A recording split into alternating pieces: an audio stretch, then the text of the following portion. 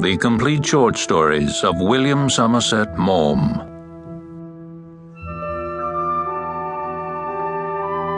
Volume 2.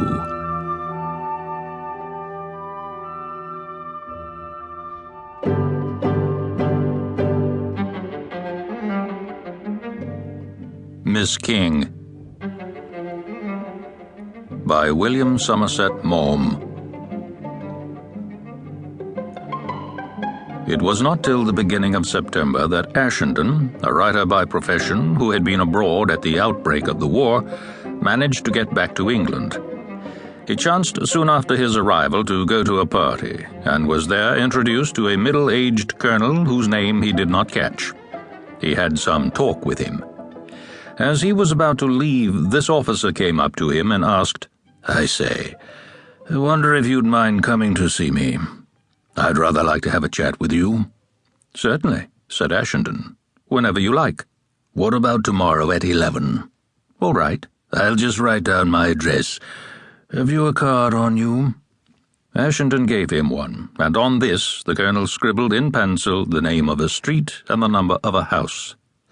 When Ashenden walked along next morning to keep his appointment, he found himself in a street of rather vulgar red-brick houses in a part of London that had once been fashionable, but was now fallen in the esteem of the house-hunter who wanted a good address. On the house at which Ashenden had been asked to call, there was a board up to announce that it was for sale. The shutters were closed, and there was no sign that anyone lived in it. He rang the bell, and the door was opened by a non-commissioned officer so promptly that he was startled. He was not asked his business, but led immediately into a long room at the back, once evidently a dining room, the florid decoration of which looked oddly out of keeping with the office furniture, shabby and sparse, that was in it. It gave Ashenden the impression of a room in which the brokers had taken possession.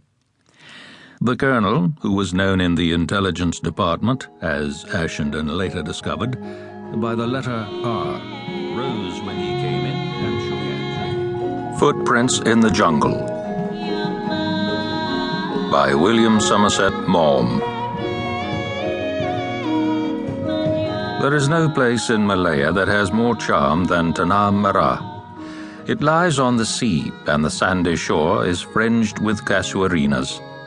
The government offices are still in the old raadhuis that the Dutch built when they owned the land, and on the hill stand the grey ruins of the fort, by aid of which the Portuguese maintained their hold over the unruly natives.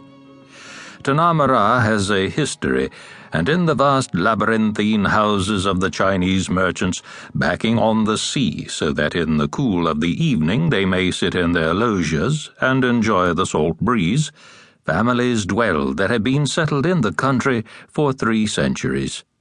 Many have forgotten their native language and hold intercourse with one another in Malay and Pidgin English.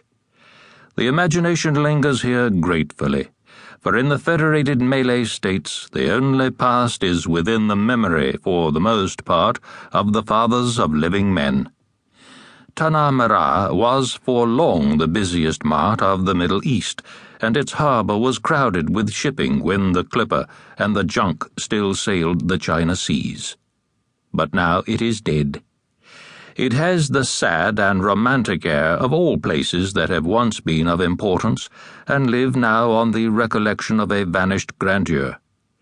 It is a sleepy little town, and strangers that come to it, losing their native energy, insensibly drop into its easy and lethargic ways.